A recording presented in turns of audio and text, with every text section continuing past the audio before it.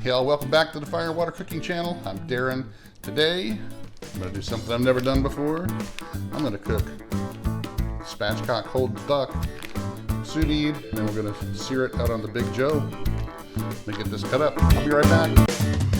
Smoking, grilling, getting hot and hotter, sous vide and chilling from fire and water.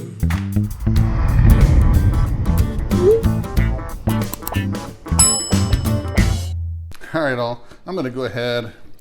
I got my whole duck, got it out of the bag, and it's pretty decent size. Not the biggest. First thing I'm going to do is I'm going to cut this neck fat off, this neck skin and fat. We're not going to use that at all. Like I said, we're going to spatchcock this just like we would a chicken.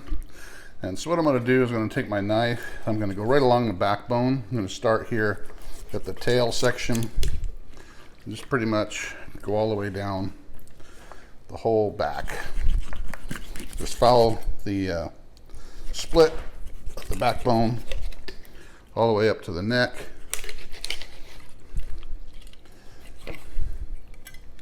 Just gonna cut that meat away there. We're gonna turn it around and we're gonna do the reverse. We're gonna start at the top and go right down, right along the spine. And there we go. What this is going to allow us to do is flatten this out just like this. I'm going to trim a little bit more of this skin and fat off here at the bottom. So we're not going to need that.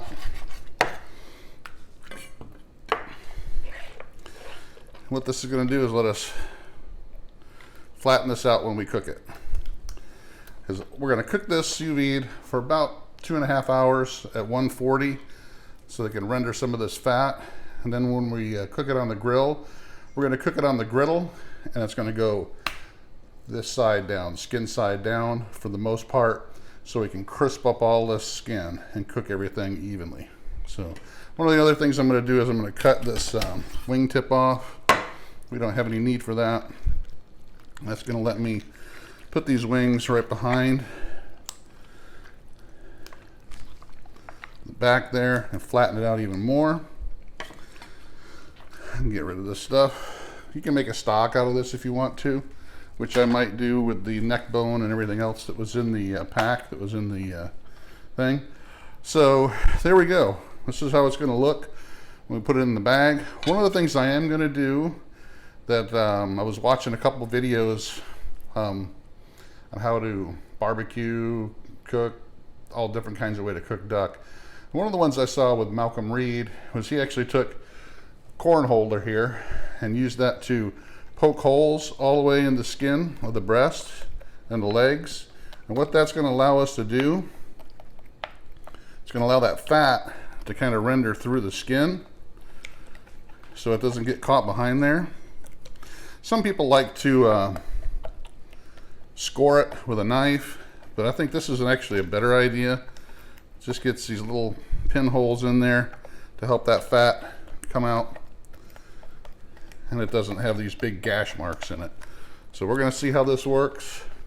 Thank Malcolm Reed for that. And we are going to season this up before we stick it in the bag.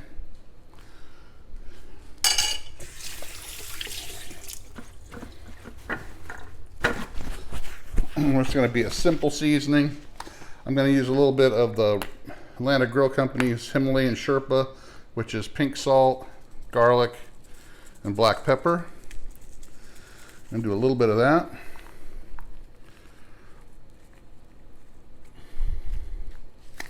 And then I have their garlic and herb blend. Garlic and herb blend from Atlanta Grill Company. We're going to use just a little bit of that. And maybe when we take it off the grill, we'll have a little sweet sauce on it. So I don't want any sweetness on here right now. I don't want it to burn when we're trying to get that good sear on the duck skin.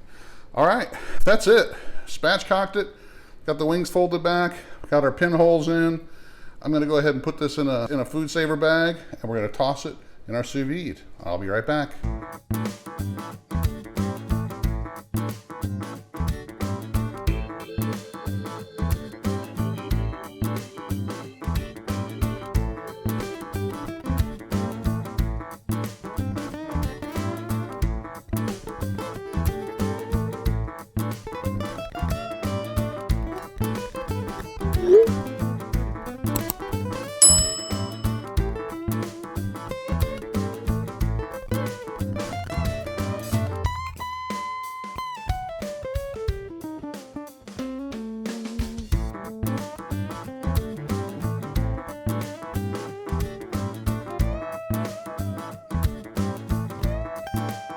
All right, I got it out of the sous vide bath, and it's about ready to go on the grill.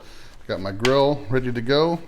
I am going to pat this dry pretty good. You know, some of that seasoning is going to come off, but I have a little bit more I can put on here. So I am going to get this as dry as possible because I want that skin to kind of get crispy.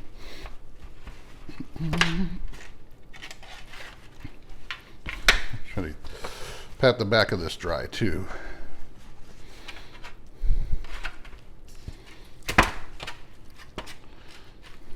Right. I think that's about good. And so I'm just going to put just a little bit more of this garlic and herb seasoning. I'm just going to put it on the front. I'm not going to put it on the back. Just a little bit. And I am going to sear it with avocado oil. So, all right, I'm going to take this out to the Big Joe, and we're going to put it on the griddle. All right, guys, as you can tell from the title of this video, it was Duck Disaster. So I think one of the first things that led to the disaster was I got the grill way too hot for what I wanted. This griddle, you can tell that's avocado oil. It's had a really high smoke point, and that was really smoking pretty good. So that griddle was probably about 750 degrees. And then I topped it off by putting some weight on it because I was going to try to do like a brick chicken effect on here. And I think it really overly seared the skin, if you can look at that. And one of the things it didn't do, it didn't render much of the fat. So it cooked the breast really good. I think the breast was kind of like a nice medium rare. And I didn't really mind the crispy skin on this at all. But the duck legs did not get cooked as well as I thought they would with this process. So the breast came out really well, liked it. They had a good flavor using this sweet sauce from Frank's. The red hot sweet chili sauce was really good. It paired really well with the duck. So next time I do duck, I'm going to use this Frank's red hot sweet chili sauce because it works really good. But overall, the duck didn't turn out as well as I thought it would. So I don't recommend using this method for cooking a spatchcock duck. If you're going to cook a spatchcock duck, you're probably going to want to cook it a little bit hotter than I did and maybe a little bit longer, and then do it different. Maybe just sear it over an open flame, something like that. So, but we learn. It came out, it was actually kind of tasty. It's just, I would have liked the wings and the legs got cooked a little bit better, but the breast turned out pretty good. So I did take a bite of the legs, and they were a lot tougher than I wanted them to be. So you live and you learn, duck disaster. But thanks for watching, guys. Make sure you follow us on Facebook, Instagram, Twitter. Make sure you check out the Fire and Water Cooking Podcast. And I'll see you guys on the next video. Hopefully, it won't be a disaster. Every once in a while, you have one of these. Thanks again. I'll see you on the next video.